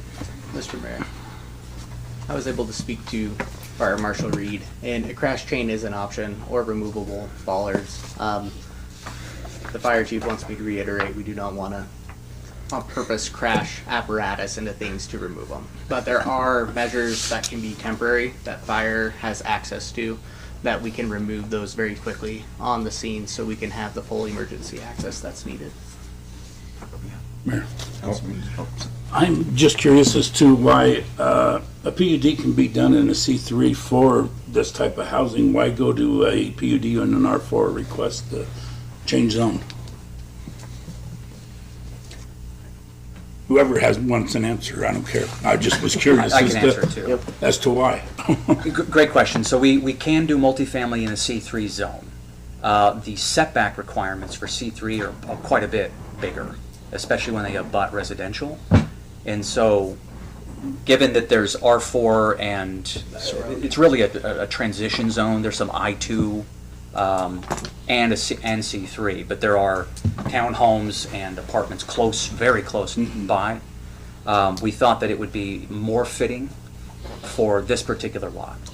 Go that way rather than ask for for a change. It's Exactly. not a variance, it would be a request. All right, Yeah, good question. that answers it. Mayor, Councilwoman Garvey? on page 4, and this is probably not happening, but I would like to make sure it doesn't happen. If the development were to proceed, surrounding property owners would like to dedicate portions of Sagebrush Avenue and Tumbleweed to the city so they're no longer responsible for maintaining the roadway. We don't want your roads. We don't want their roads. Very well put. Yeah. We have enough problems. I just want to make sure that's not in the running, that sagebrush one that and, you showed. You had an alligator road there that showed, that's not the one we would want, so. Oh, an alligator. Took me a second to catch on there. You're right. Councilman Brennan? So I wasn't quite finished with the chain thing. Can you pull your map back up and show me exactly where, Oh, like, absolutely. where you're fencing off essentially? Well, we wouldn't be fencing off, because it's not our property. it's Is that So sagebrush. if we're given permission, there's a possibility they may ask, but that hasn't been decided. Is that correct, Mr. Chair? Well, we want this one or just a flat one? Or does it matter? Well, this one doesn't show. I would I'm use the sorry. flat one. Yeah. There we go. Here? At the end of Rattlesnake? Right. Okay. And so these are not our property. And so there had been some discussion, the HOA brought it up, and there are ramifications. It's not a considerable expense, and in good faith, we would definitely do it if asked, but it would be on somebody else's property, and so it would have to be an agreement. They would have to agree to it, as well as the surrounding personnel. So, Brock, would you mind reiterating what? Yeah, just relaying the information from Fire Marshal Reed. When I spoke to him today, he said that we could certainly work with I believe it's Mr. Lee, right on Rattlesnake Street, to create a removable emergency barrier so people don't utilize a private drive. He was looking into to see if it would be possible to have a similar barrier on Tumbleweed Avenue. However, at this time, the circulation is still needed, and he wouldn't recommend doing a barrier, just because. And Brock, if I can interject, he mentioned that he did not want one at the end of Second East. That is truly the end of the public street right there? That is truly the end. Well, if we put one there, then the owner of the laundromat would have no access from the public Yeah. road. So personally, I don't think we should be cutting off another person's access. Right. Right. Okay, so this whole discussion then about it was just an idea that you could do if the HOA approved it? Okay, so correct me if I'm wrong, Brock. I think the idea is the HOA Has requested it? has requested it, and then they spoke with Marshall Reed. They spoke, I believe, with Brock. I believe they spoke with Mr. Key. Not yet. Okay. And they did speak with Mr. Patrick as well. And then they notified me and said, just so you know, this is something that they said they would like. They didn't ask us if we would pay for it. They just said this is something we would like. And we, again, in good faith, if that's something that helps them, then we would be willing to take a look at it and consider it. Since we don't plan on having access at all to the private roads. So you're not saying now if you'll pay for it or authorize it out of your plan? Because we haven't been asked. Yeah. We support it. We support it. If 100%. the If needed. need is there, we support it. Do you support paying for it? I don't know what the We'd costs are. look at it. We haven't looked into costs or anything, but more than happy to definitely entertain the option. So, and just to be clear, Tumbleweed and Rattlesnake are 100% private access. But once again, the HOA may be wanting that, but that's not our property. That would have to be approved also by the owner of the laundromat. Right there. I have no idea what he's gonna say. If I was him and I was running a business there, I would probably not want that. That's just, Mayor. Councilwoman Garvey. So let me get this straight. So the issue, well, from what I read, it was Tumbleweed and Sagebrush are the issue roads. Those are the two main roads that the HOA that owns those places don't want people around. So why are we talking about blocking it off at 2nd Street when you could back the barrier up in between the laundromat and the gray building? I'm not tracking why we block off 2nd Street. Wonderful question. We weren't privy to that discussion. Yep. And so this is something that was brought to us. Okay. Yeah, because in my mind, you don't want to block off the laundromat. You block off I right agree, behind the yes. laundromat. thank you. That's what we. I That's totally easy. agree. And the It's HOA not- could, it's not our property. if we're correct, could do that today Yeah. if they wanted to. Okay, all Or at right. least request to. So Yeah, because if you block off 2nd, then, yeah, you're going to it have, gets a little fishy there. oh, yeah. Just a little bit. Yeah. You might have cars going through your rattle cage. Well, or we're whatever trying you're- to help and please Yeah, everyone. I understand. so Okay. we're And more than open to I working think we're with them. doing our part Yeah. by adjusting already our footprint. And Rattlesnake is the main thoroughfare to the laundromat, to those two Exactly. apartments, to those two buildings, so I mean, that road is gonna be used regardless. Yeah, exactly. We would rather not have to do that, but more than happy to work with them if needed. Okay. Yeah. I see Rattlesnake and Tumbleweed. Where's Sagebrush? Sagebrush is down below, so it loops around. Right down here. Oh, it's not It's on like that. all those Okay. townhouses that go behind the big red building. Okay. Cause like the laundromat's right next to and then there's that new gray building that just sold. Yeah, and you could do it right across there. Yep. Yep. We think that'd be the easiest. Yeah, that makes the most sense in my mind. That's what we think as well. That's fine. Councilman Brandt. I'm sure the group doesn't want to hear this, but I feel that you have absolutely done your part, but I haven't been privy to all the citizen comments and the people that showed up. So I got no problem with this, but I think it's fair to send it back to planning and zoning for you to sell that story there. Not the story, but the changes, because they have been privy to all the comments and we haven't been. So that would be my request. And I don't know if legal's listening or not, if they have to based on the amount of changes they've made. We have addressed every one of those comments and have support from those folks that had The those concerns. concerns. And we have letters of support and, right, so And I don't have any of that stuff. you should have a packet. We do, it's You in should have there. a packet of all It's in that. our Letters. All the letters. They're all in our Yeah. packet. Yeah, they're in there. Yeah. Well, I stand corrected. It's in the big one. And Taryn will tell you, I'm a guy that says, it's your land, you do what you want. You know what I mean? Oh, we get along so well. So, obviously my wife's head of the HOA, and her and I can agree to disagree and still live together. So, Works well. That's a good thing. I told her I understood, but to all the businesses that are there, I mean, it's commerce. You're bringing in people to help commerce. I know that Tumbleweed and Rattlesnake they're gonna end up having to pay because to fix the roads, right? So I understand their concern, but at the end of the day, it's a good product. It's a great infill project. So, like I said, my wife and I can agree to disagree, and I sleep with one eye open. There you go. So, I don't have a problem with any of it, so.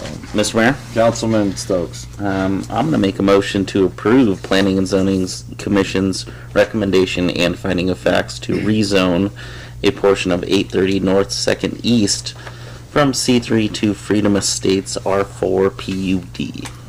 Mr. Mayor, Councilman Brennan. that wasn't their motion. Their motion was to deny it. The other motion was to deny it. Because we like your motion. Oh. Mr. Mayor? Councilman Stokes? May I amend my motion? Nope, that's his final. It's probably a good idea. Go ahead. My motion is to not go with Planning and Zoning's recommendation, but to approve it, rezoning a portion of 830 North 2nd East from C3 to Freedom Estates R4 PUD. Now, that one I'll second.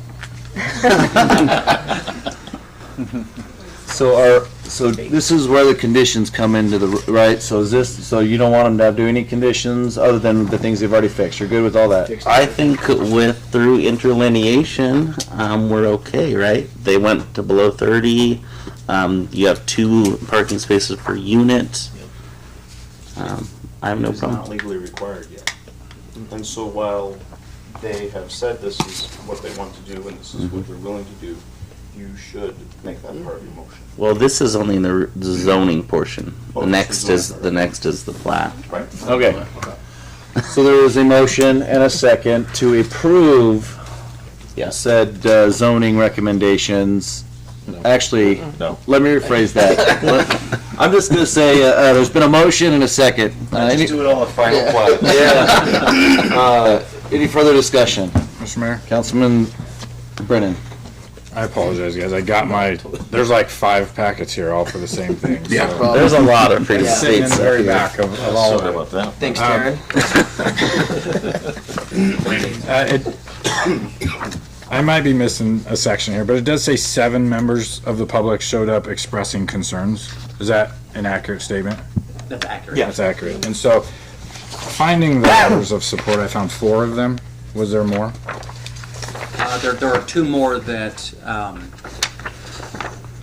that did not provide letters. They it told me that they were going to be here in conversation, and then an additional one for farmers insurance. And so if letters are necessary, because I don't want to say it was a condition upon because of their abutting properties here. But out of, I'm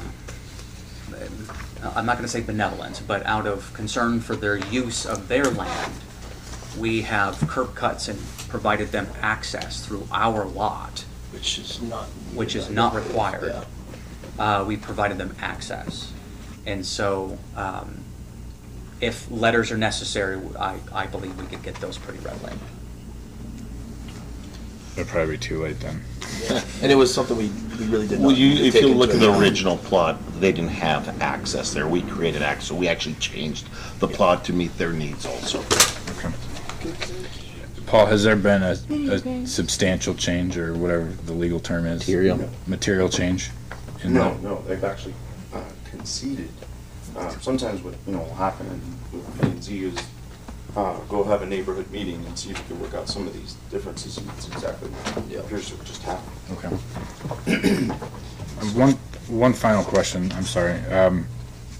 In one of the 5 packets, I saw there was a street named Bluegrass. Did you change that?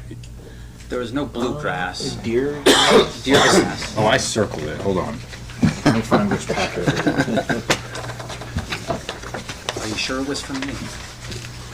Yep. Oh, yeah. I'm not even on that first one. Well, that's the music we're going to be playing. Once you get approved. Well, if it's bluegrass, it won't be approved. By the Yeah, time it yeah, gets there's there, already a because they go bluegrass with the county anyway, back so, here, yeah, and we but make we sure don't- that there's nothing duplicated.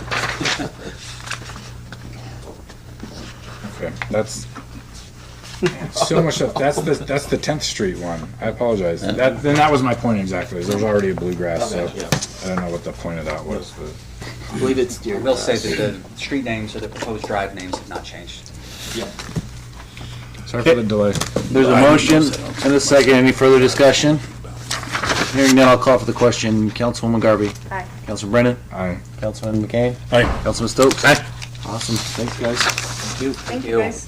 Going down to action item number 10. Deliberation decision. I guess. Now you can But make. you're not quite done. Deliberation decision on Planning and Zoning Commission recommendation of finding against facts of Freedom's Estates preliminary plat. Okay, which, Councilman Stokes, you want this one? I forgot what they decided. I'm giving you a hard time. Does your plan still line up with the new? The plat is the same. I'll punt this to another council member, an esteemed council member. Council members, what do you want to do? Mr. Mayor, Councilman Brennan.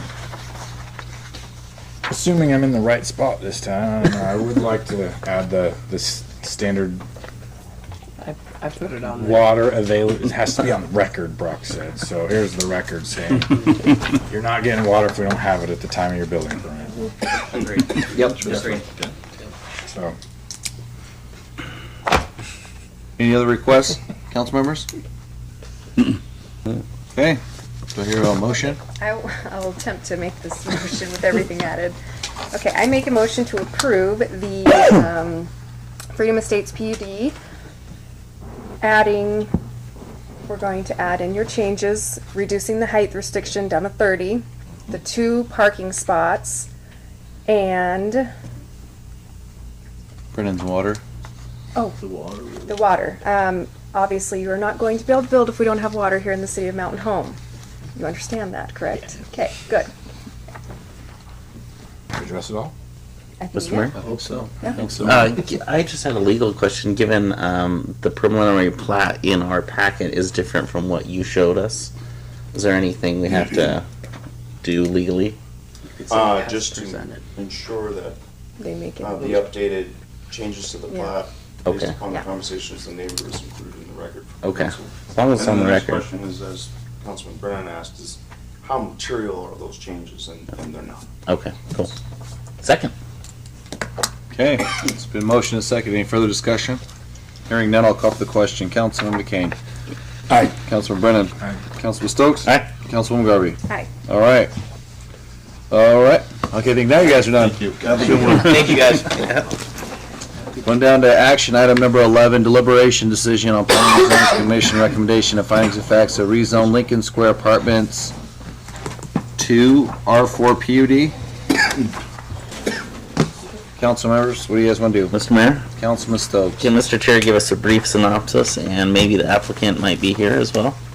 Yes, as in the request summary, we are looking at expanding the existing Lincoln Square Apartments complex. This is the same ownership.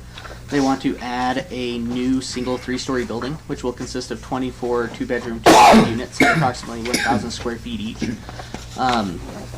And essentially utilize the existing infrastructure that is there as far as parking. I know the applicant is going to speak to this. I know it's very important to this body that altogether, when the project is completed, the existing complex combined with the new building, everyone will have a parking ratio of at least 2 spaces per unit. And with that, I will allow the applicant to further elaborate if they would like.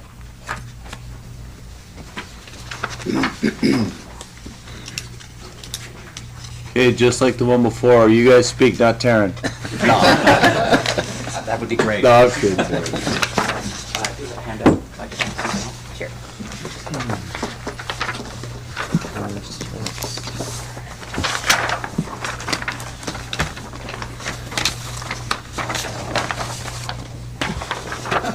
Gentlemen, Taryn, you're up. Thank you very much. I would like to allow, or even volunteer, our great client to just introduce themselves and just explain a little bit about themselves.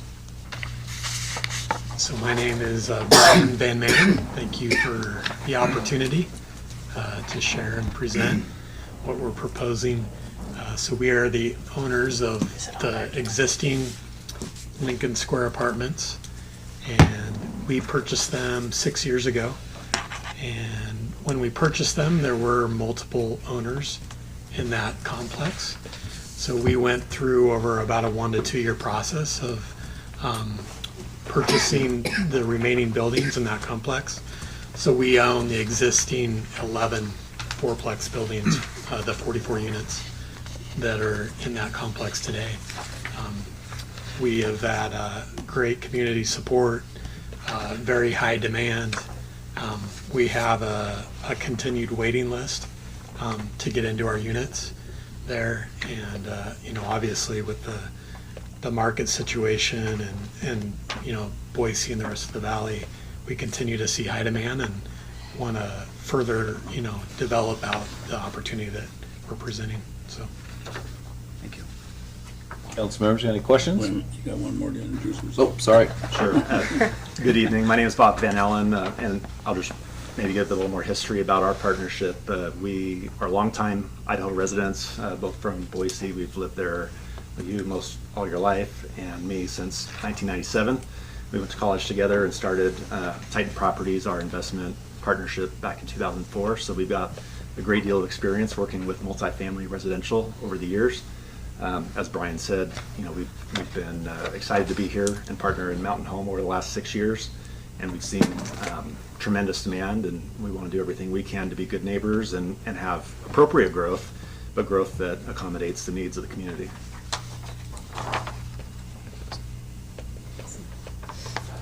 All right.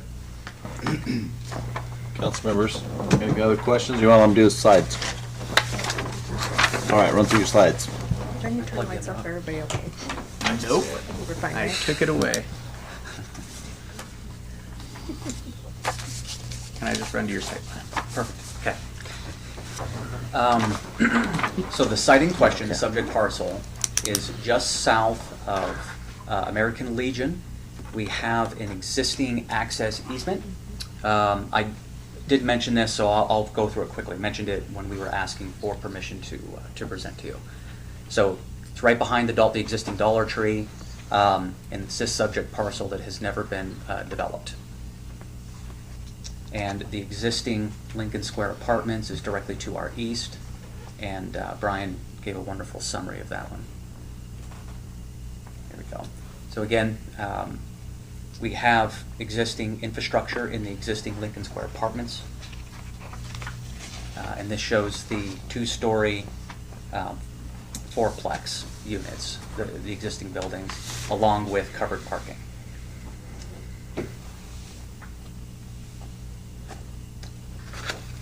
Shows, I will stop briefly here to show that right now we do have a really, I don't want to criticize, it's a really large underutilized spaces, knowing that again that we need 2 to 1 at a minimum for parking. It is part of our commitment to provide that, knowing that we have more units, 24 units that we're requesting on that small parcel. We don't have 48 parking stalls there, and so we have found a way to provide additional parking so that when combined together we can meet the 2 to 1 parking ratio, and that's by taking advantage of spaces like this. There's another one. So this is where we would be gaining our main access. So you can see the subject parcel just beyond. So this will get reconfigured slightly to allow for access into the property and the expansion, the proposed expansion. So this is the, excuse me, the current view of our existing access easement, adjacent to the, I think it's Boost Mobile and Dollar Tree. And then you can see the school, the junior high just beyond in the fields.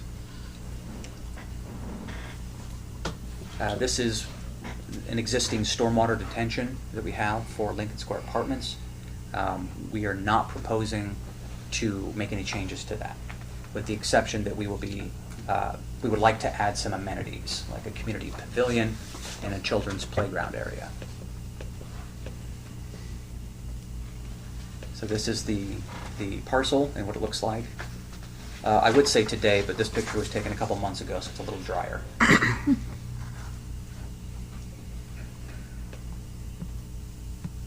It's a little further back. And then this would be a proposed view of that access easement with a view of the proposed apartments. Okay, and this is a this shows the site. So this is a very humble parcel, we'll say, and we're proposing a 3-story, 24-unit garden-style apartment complex. Garden style is a very efficient way to build apartments, as opposed to, so the opposite of a garden style would be an interior corridor loaded building, where they would have typically you would have an elevator as well. Yeah. So that elevator adds cost. Please. I'd like to got one question. On your packet here, the page before the one you're on there right now, you show parking spaces out in front of your fence line. Now, is that your parking, or is that their property, or whose property is that, and are you counting that as your parking spaces? If I understand you correctly, Councilman, are you referring to this? Well, no, it's in your packet. It isn't that one here showing that, Tiff. Those parking spaces in front of your fenced area there. Yeah, we are not counting that. That's Dollar Tree parking. Okay, I wasn't sure, 'cause They have I just some wanted to make sure that faded. whose was whose. Yeah, Okay. it's theirs. We're not counting that. Okay, thank you. Thank you, Mayor. Well, I'll jump to this one. So this shows improvements to the existing facilities that provide us with that 2-to-1, and that, along with restriping, we're able to provide 2-to-1 parking for the entire development. We do have our stormwater detention seepage bed over here in a low spot of the site. We have water connection that comes along Lincoln Court and then gets expanded to Lincoln Court, so we have a continuation. And we have conveniently 2 manholes located at the southwest corner of our site, to which we will be tying into. And so, Mr. Keedy, I believe those are 10-inch lines. Does that sound right? Yeah, I believe they're 10-inch lines, so it's more than sufficient for capacity. And so here we have children's playground and or a community pavilion, so we're not interfering with the stormwater detention. I like it, gentlemen. Cleans up an area behind there, and it, obviously with more people in there, helps the economy or the businesses there, so I like it. Any other questions, comments, concerns? Councilman Brennan? Taryn, has that plan been approved by the fire department? Yes. I imagine so. You're here already. I just kind of see the dead end there, around the corner, so to speak. So if a fire truck were to pull in there, they'd have to back out, truly? That is true. So with the NFPA, the National Fire Protection Association, and they have a code of their own. They really don't want dead ends that are longer than 150 feet. So if I'm less than that, then I don't have to provide a terminal. Okay. So the idea is that they would not be pulling into here, that they have access, sufficient access through the main drive here. They got their hammerhead in front. Yeah, exactly. And then you mentioned restriping. Does any of the restriping are you narrowing parking spots to fit more in, or just like cut trees? Good question. So the answer is yes, but currently some of those parking, it's not currently striped. And so there are huge spaces between cars. So I don't want to speak too much. It needs striped. It needs to be striped. So we will not be reducing the 9-foot by 20-foot stalls. Is that like industry standard, 9 by 20, or? That is considered a large parking space. That's our standard. Yes, it is standard here. That's correct. We could do compacts, which we would love to see, 8 by 18. But I'm informed that we're in Idaho and everybody loves trucks. So. And then finally, I remember part of our conversation when you asked for permission to approve or proceed with a PUD. Did we ask you to not use the easement so that like all the residential traffic is going out to 18th and not straight to American Legion? Yes, yes, you did. So what's the plan for that with an open easement right there? So, similar to the conversation we had in the previous application, we are open to providing a chain here. When I spoke to Fire Marshal Reed, he said, I don't want it there. I don't think it would be beneficial. It was several months ago. And if that's desirable by the council, then I believe that we would not just be open, we would go ahead and do it. Is there any other access through there other than a fire truck that might, or emergency services that you would need that, or can you just close it off? So because it's an existing easement, excuse me, so we're not over 30 units and we are sprinklered. So theoretically we wouldn't need it. I don't know if, I believe that's good planning to just close it off because it is an existing easement that's been there for a long time. And so for greater circulation, believe that it would be useful, knowing that in the lease agreement, verbiage can be added. Now again, it's the difficulty of policing or enforcement, but clearly we wouldn't allow anybody from the apartment to park here or they would be towed at their expense. Because the access easement is a legal easement, they can theoretically go through there, even though I don't think it's desirable for us either. I won't speak for the council by any means, but I think based on the council's comments to proceed with your PUD, I think it's the developer's burden to somehow barricade that, and don't put that burden on the Dollar Tree. That's my thought is, and I don't like the chain. I don't know if there's other things. I don't want a fire truck or a police car or anything like actually touching a chain and scratching and all that, because then we have to sue or whatever, like to get our equipment fixed. Right. I don't know what the answer is. I'll be honest. I have no idea. Removable bollards, the 4-inch by 6 foot, or they go in 4 feet, and you can just lift them up, pull them out. And it seems slow. I don't know, to have to do that in an emergency, if we're talking emergency access, if that's what it's about. But I believe they have. Councilman. Go ahead. I don't think you can permanently block that off, or you don't have your fire access. You're more than 100 feet from 18th Drive where they can turn around there to this side down here. so fire is approving it based on that. Based on that is the only thing I can see, because they're using that as their hammerhead turnaround if they have to. They won't go down that side street. Correct. With this here, the way they have it, I don't think this could ever be passed with anything like that, with that being blocked off. But a temporary one, like a chain or whatever, could still fly? Yeah.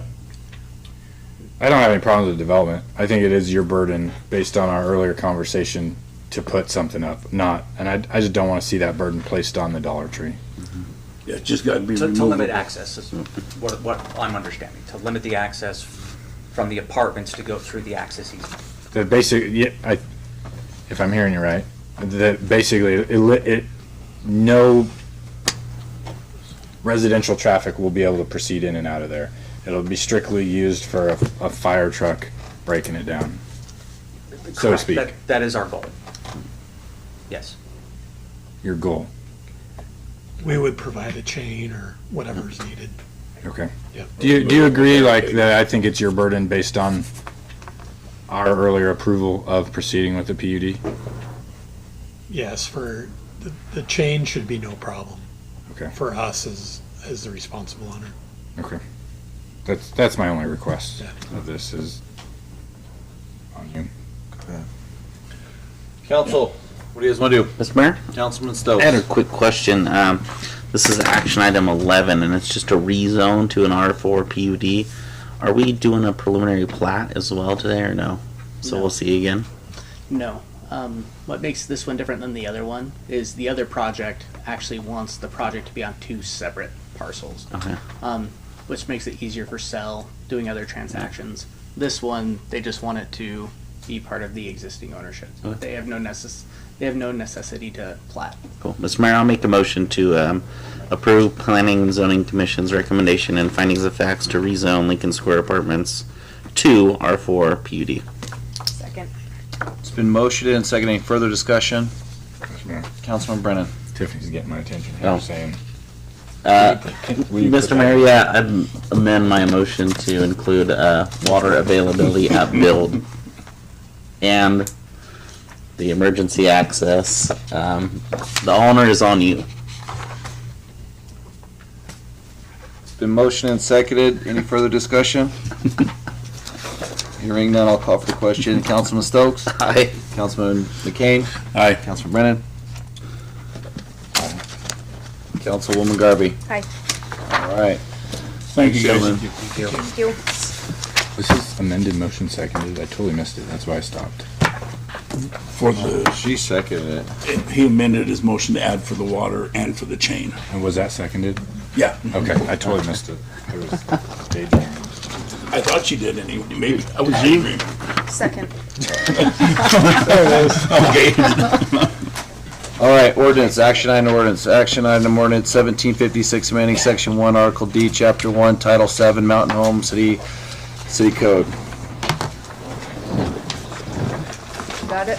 See, we didn't Do you have maybe yours? she needs to I don't read have this mine. in full tonight. Right? She might. Mr. Mayor? Councilman Stokes. I make a motion that we suspend the 3 reading rule and read this ordinance by title only for its one reading tonight, and that is ordinance number 1756, amending section 1, article D, chapter 1, title 7 of Mountain Home City Code. Second. It's been motioned and seconded. Tiff, please read the ordinance. Oh, sorry, let me call for the question, Jesus. Councilman Stokes. Aye. Councilwoman Garvey. Aye. Councilman Brennan. Aye. Councilman McCain. Aye. Tiff, please read the ordinance. An ordinance of the City of Mountain Home, Idaho, amending Section 1, Article D, Chapter 1, Title 7, Mountain Home City Code by providing that the equivalent dwelling unit table shall be as established by resolution of the City Council, clarifying language and the definition of fixtures,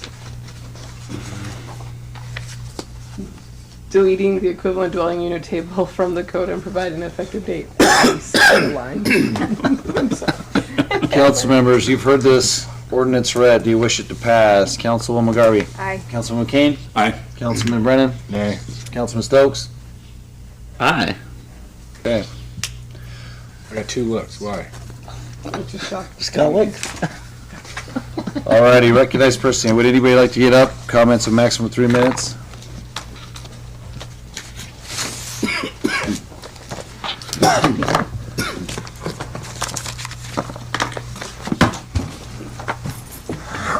My name is Earl Pinio. I 40-year resident of Mountain Home. I'm here to represent the people who are selling at the flea market side of the railroad park on Saturdays. Just have some things to put out there that the folks that sell at the flea market side have been doing this for 52 years. 1970, and all of a sudden we get a fee. And not me. I have nothing to gain here. I'm just representing them. My question, I guess, would be the legalities of it. I understand someone is leasing the entire park. Is that correct, sir?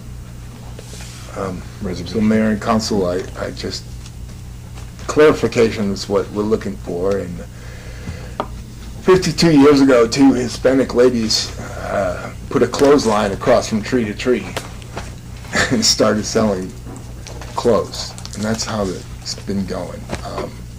Now all of a sudden, if you attend that place and go to the farmer's market, the foot traffic, a lot of the foot traffic comes from the flea market side. I know some say it's an eyesore.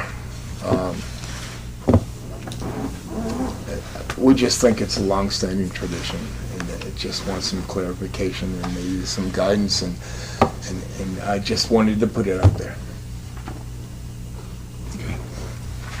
That's it. Thanks, Earl. Thank you. Thank you. Anybody else?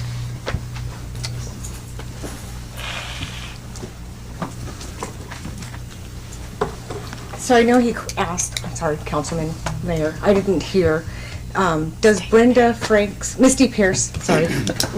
You guys know me, I'm sorry. So, does Brenda Franks have permission to collect monies from the flea market vendors?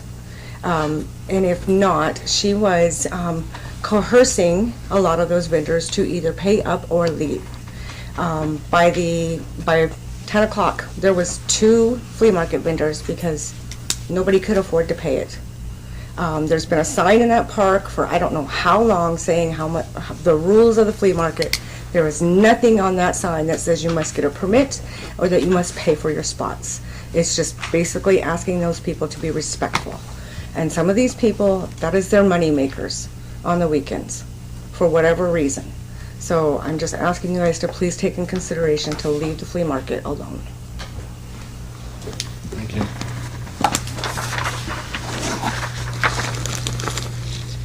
All right, council, final comments, anything? Mr. Mayor? Councilman Stokes? I won't speak to these, Earl and Misty, but I'll talk about it a little bit. In my opinion, the farmer's market leases the entirety of the park, right? That's what we agreed on a special event permit, which I disagree on. It should have been a lease. They own that park for those hours and can charge the fee that they want to attend their event. It's not the city charging you for that. Keep in mind, our public parks cost money, and hence a special event permit. If the flea market might want to try and get a special event permit, they're more than welcome. Given that the farmer's market already has a permit, and they were first come, first serve, it's theirs currently. And I believe we had drafted a letter, Tiffany, in support. I didn't get to read the letter, but I support what the farmer's market is doing. That's not to say that I disagree with you guys. It's just business costs money. That's just the reality of it. It costs the taxpayers in this case. So just keep that in mind. Okay. Council members, anything else? All right, hearing none, we'll run into executive session. Mr. Mayor? Councilman Stokes. You want me to make a motion for that? If you'd like. No. I'd like to make a motion pursuant to Idaho Code Section 74-206, Section 1, Subsection B, to enter executive session. Second. It's been motioned and seconded. Any further discussion? Hearing none, I'll call for the question. Councilman Stokes. Aye. Councilman Garvey. Aye. Councilman Brennan. Aye. Councilman McCain. Aye. All right.